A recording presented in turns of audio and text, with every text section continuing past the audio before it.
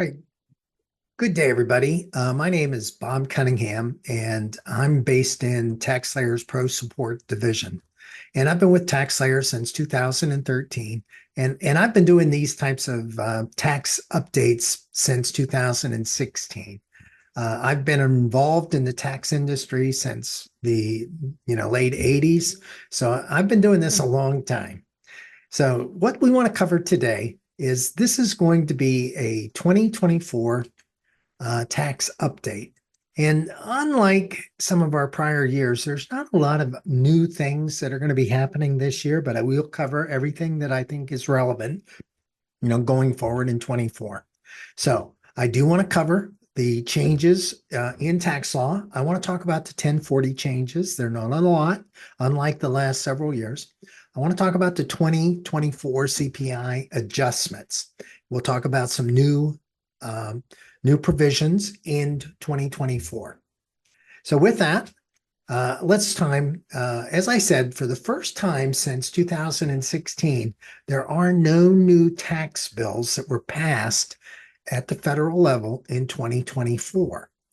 There was an attempt early in the year to pass a child tax credit expansion, and it would have also expanded several business tax credits.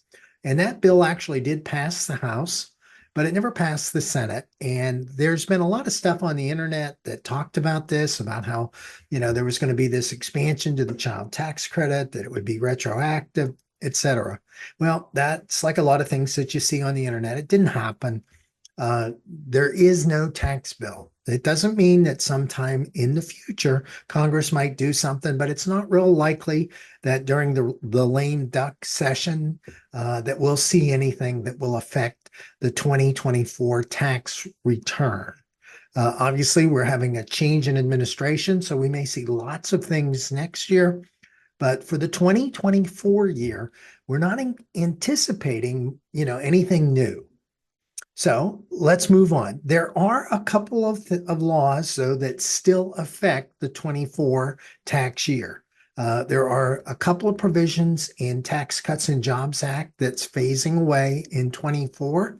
And then there are some things in the Inflation Reduction Act and the Secure 2.0 Act, that have become effective this year. So that kind of makes them new provisions for 24, even though we've been aware of these things. They were put out there, 2 years ago, but they went into effect this year. So the first thing I want to talk about are CPI adjustments. And the reason this is kind of different, is kind of relevant, is that under Tax Cuts and Jobs Act and other tax provisions, there are changes that things in the code, that get adjusted based on changes in the CPI. Now, most years, when inflation is relatively low, it doesn't really have much of an effect on the tax return. People's income rises about at the same rate as inflation, and so it doesn't really impact the tax return much. However, this is one of those years where it will affect the tax return. And that's because the rate of inflation, the adjustment, is much greater than the rise in income that we experienced in 2024. And this is all due to the way they calculate this adjustment due to CPI. Let me explain a little more detail. Normally, all of these things get adjusted. The standard deduction, your tax brackets, the child tax credits, and the earned income tax credit, it all gets adjusted based over the previous year, not the current year, the previous year. And the adjustment period for the 2024 tax return was October 1 of 2022 through September 30th of 2023. During that time, we were experiencing much higher inflation than we are experiencing currently, or that we experienced during the 2024 year. Now, in the 2024 year, it is expected that average incomes rose by about 3.5%. But as you can see, the inflation period that these items like the standard deduction, your tax brackets, the child tax credit, earned income tax credit, they're all going to be adjusted upward by that higher number, that 5.4% number. What does this mean? Well, first off, last year in 23, the tax brackets were adjusted by 7.1%, and that was due to that much higher inflation, and we don't expect to see that this year. Instead, we expect to see a much lower inflation rate for 2025. And according to projections, we won't. So when you start to put this all together, what this means is that if you have a standard deduction in 2024, you can see these amounts. They've been increased by a fair amount of money. They're not going to be increased by as much money next year. In the single, for a single or married filing separate person, the increase this year, going from 24 to 25, will only be $400. But what we'll experiencing in 2024 is a larger increase in the standard deduction. In fact, it's $750. This also transcends over to these other items. If we look at the tax brackets in 23, your tax bracket started, the 10% bracket would start for a single filer at $11,000. Their tax would be, for $11,000 or less of taxable income, they would pay 10%. Well, in 2024, that's up by $600. That means that they will pay, first off, in the standard deduction, they'll have $750 that they won't pay taxes on. And it also means that they'll have another $600 that they'll pay less on. And this extends throughout the brackets. Okay. The next thing is what this does is that literally a single person will see a reduction in their if their income does not change significantly, they will see a reduction in their tax liability solely because of this adjustment to the brackets and the adjustment to the standard deduction. Now, this happens for both single people and for married folks. So I'm using these examples. If you had somebody who's single, you can see that they'll have a reduction. The same thing for somebody who is married. Their income, 23 versus 24, if their income is about the same, they will see a year-over-year reduction in their tax. And this is solely due to this CPI adjustment. Now, what does this also mean? Well, the child tax credit has been adjusted this year also. The refundable amount has gone up to $1,700. It was $1,600 last year, $1,500 the year before, and it's going up. So you can see that it started out at $1,400, it went to $1,500 in 22, and now it's moved up to $1,600 last year, and it'll now be $1,700. We already know, though, that next year, barring Congress doing something, that it will not increase in 2025. So it went up $100. The refundable part, went up $100 this year, but it will not go up next year unless Congress does something different. Now, the child tax credit itself, which is $2,000, which is the non-refundable credit, that does not adjust. It's only the refundable part that adjusts. The next thing is that we're seeing an increase in the earned income tax credit. Again, investment income limitation has risen again. Now it's $11,600, so that they have investment income. And this can affect people that maybe have an S corporation and they have income coming over from an S corporation, a small amount of income. That sometimes would disqualify people from the earned income tax credit because that's considered investment income. The other thing that we're seeing this year is that there is a rise in the amounts of what the earned income tax credit will be. You can see here's a table, and this table shows that if you have, for example, one child, you're going to see that the earned income tax, the earned income tax credit has risen a couple $100. But if you look next year, it's not going to rise as much as it did this year. All of this is due to the CPI adjustments. Now, in the totality, what does this mean? Well, it does mean that we would normally expect to see this year a modest increase in the amount of refunds for people that are, in this category of income. People that get child tax credits, that get the earned income tax credit, that they should see modestly larger refunds than they did the previous year. And this is solely due to the CPI change. All right, now let's talk about some federal tax law provisions that are going to be new for this year. Well, first off, year over year, over the last several years, the IRS has continued to tinker with and change the 1040. It started off many years ago. They reduced it down to what they call a postcard, and they then added multiple schedules, 6 schedules to it. So even though they made the 1040 smaller, we ended up with a stack of papers that we had to file because so many things went on the schedules. Well, this year they've made almost no changes to the 1040. There's a new checkbox on the 1040, and that's been added to where filing status is, because there's a checkbox that you can treat a non-resident alien or a dual status alien as a U.S. resident. Now, this really isn't a new thing, but previously you didn't have a checkbox for this. Instead, if that is what you wanted to do, you had to file an election. You had to file an election with the tax return.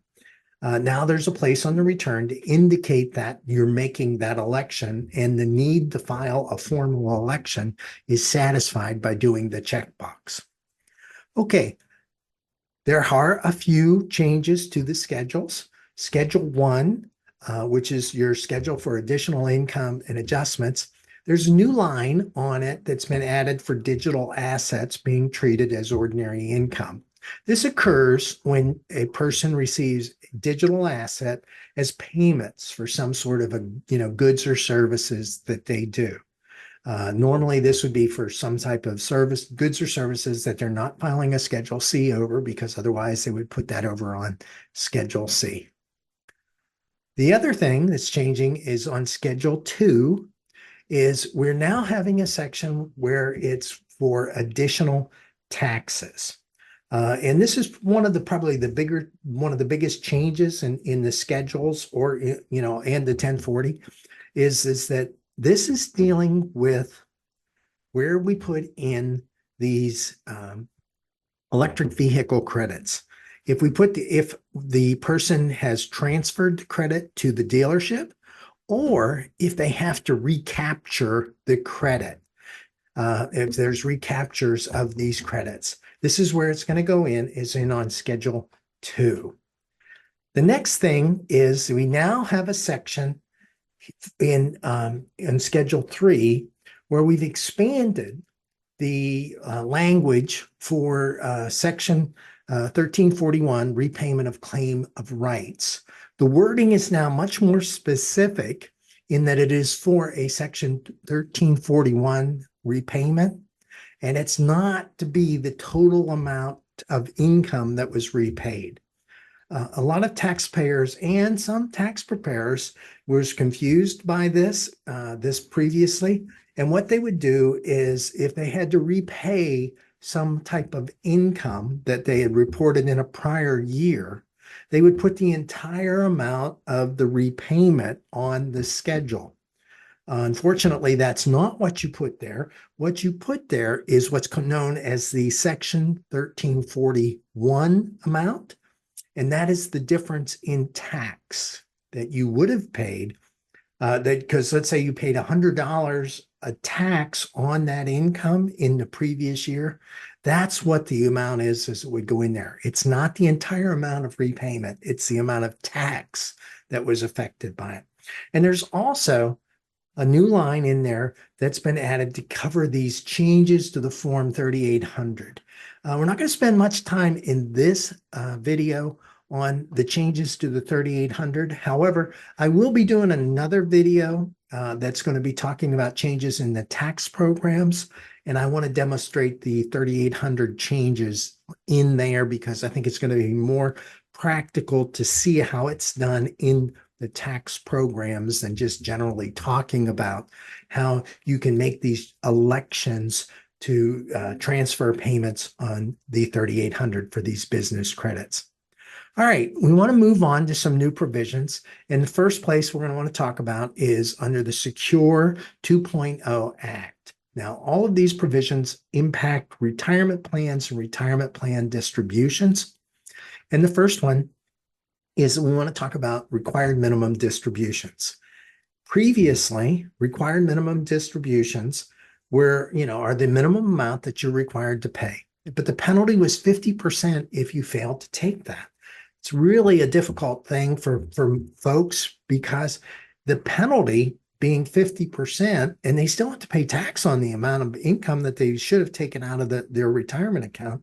They literally, in many cases, would lose 70% or more of the distribution to some form of taxes, either the required, this penalty tax, or they would pay just regular taxes on it, these two things. Well, they've reduced that. It's now 25%, but there's also new provisions which is going to allow you to further reduce it if you do so under certain conditions. You can reduce this penalty down to 10%, and in many cases, you can even get it eliminated. All right. The other big change with required minimum distributions is effective beginning of this year, 2024.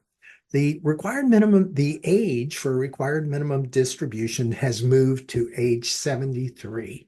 So if you were born between the years of 1951 and 1959, your required minimum distribution will occur when you turn 73. So we literally had folks that turned 72 last year, and they were subject to the required minimum distribution when they were last year, and they're also required to pay that this year. But we have people that turned 73 this year. They were only 70. They turned 73 this year, and so this is what they will now own. This is the group that will have to pay the required minimum distributions. All right. Another thing that has occurred involves 529 plans. Now, 529 plans are a great vehicle for folks to use to fund for education. And that, a lot of folks do this. I personally did this for my children. I put money into 529 plans, and we use that to pay for their college educations. It's been expanded over the years. You can now use it to pay for additional types of educational experiences. You don't have to use it just for college. You can use it for other types of education. But the big change that occurred this year is many times folks will put money into a 529 plan, and it ends up that the beneficiary, doesn't need the money. I had a friend that did this, and their child, she ended up getting an appointment to one of the service academies, and so she didn't need this money. None of the money was used that went into the 529 plan. So what you can now do is this money that was in the 529 plan, instead of using it for an education, if there's money left over, it can go into a Roth IRA. Now, obviously, there are limits, and the limits are that you have to you can only do $35,000 in your lifetime, and you have to be within the annual limits for making a contribution to a Roth IRA. But again, this is something that for a lot of folks that had funds in these plans, and then previously, if they had to they took these funds out, they were stuck. It was a taxable event, etc. But now you can put it into a Roth, and you will not have to pay taxes, and it'll be treated simply like any other Roth contribution when it comes time to be distributed. All right, another change that has occurred is these unused funds, they end up, there's some conditions is you have to have the plan in existence for 15 years. The funds have to have been in the 529 plans for at least 5 years, and you have to have earned income in order to make this work. Allowed to be able to do this, you have to have some things. These are little technical things, but the big issue, the big point is that now unused funds in 529s can get rolled over under the right conditions into a Roth IRA. There are some new provisions that are still coming into effect as a result of the Inflation Reduction Act. Most of these new provisions involve vehicles, these electric vehicles. Last year in 23, we got this credit mid-year, and as a result, there were a lot of people that were able to get this credit, and it was $7,500. And it meant that certain vehicles, Teslas and Toyotas, became eligible. So did GMs. And they had to meet certain criteria in order to get it. The vehicle had to be assembled in the US, in North America. And you had to meet manufacturing and battery criteria. The other thing was that your income thresholds were, you had to be within these income thresholds, and the vehicle had to be have a manufacturer's suggested retail price of $55,000 or less for a new car and $80,000 for pickups, SUVs, and vans. Now, what's different this year is that starting now, that 40% of the battery components have to come from North America or certain specified trading partners. And this is ultimately going to rise to 100%. But the big difference is starting in 2024, the credit does not have to be claimed initially on the tax return. Instead, it can be advanced at the point of sale, literally at the dealership, and it can be used to reduce the reduce the purchase price. And since this was a non-refundable credit, any excess advance needs to be repaid. So most high income taxpayers are the folks that will be affected by this. And these are people that will claim this credit and they weren't entitled to claim this credit. But most of those people, if they're, savvy, what they'll do is they won't claim the credit they'll lease the vehicle instead of purchasing the vehicle. And that way the credit can be transferred directly to the dealership. Another thing that is going to be different this year is Form 172. It's a new form. And what it does is it is going to replace the schedule that used to be found in the instructions for Form 1045. And that's just your application for a refund. What Form 172 is going to do, it's going to start providing more detail on net operating losses. And these are then going to be tracked year after year until they're used up. The other thing is Form 1045 is now going to be eligible for e-file. And that's, going to, for folks that are trying to get refunds by applying certain things, using Form 1045, by being able to e-file it, that should speed up this process much, much faster. I said earlier, the Form 3800, there are a lot of changes to Form 3800 this year. And these are all happening because you can make elective payments, this elective payment election, which allows you to take the credits rather as a carryover towards some future years. You can elect to have it treated as a payment in certain situations. It can also be transferred. And as I said, there are 12 business credits that qualify for this, and we're going to show you that in another video, and we're going to demonstrate how this is going to work in our programs. Another thing I want to talk about is Tax Cuts and Jobs Act. Now, Tax Cuts and Jobs Act, has some changes that are going to occur to it. The first thing that's going to happen with Tax Cuts and Jobs Act is we are phasing away bonus depreciation. This is one of the provisions that is sunsetting. Bonus depreciation's been around and it comes and it goes over the years. It started back in 2002 as a temporary thing after 9/11. And it's been extended at different times and it's been eliminated at certain times.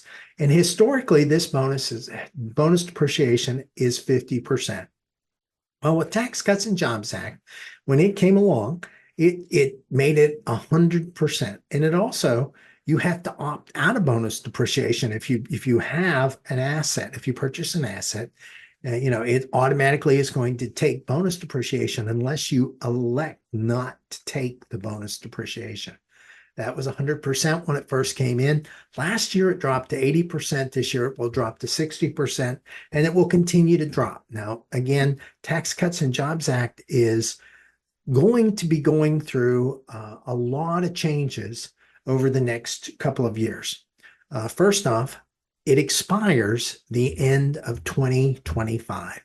So all of these provisions, the increased standard deduction, the elimination of personal exemptions, these marginal tax rates which changed, the limitations on SALT deductions, the $10,000 limitations, and all those other changes to itemized deductions,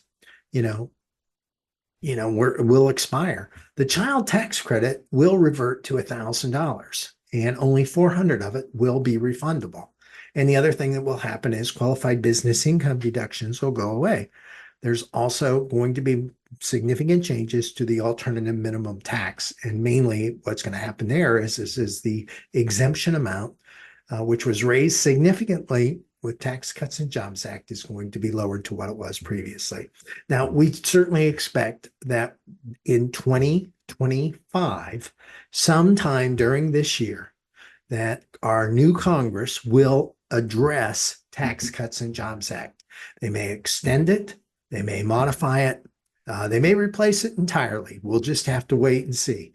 So next year, when we do a tax update, we should have a lot of information on where we're going with some of these tax law changes, which we didn't see this year. So obviously, if you have questions, you can always reach out to support. And I want to thank you for your attention and for listening to my video.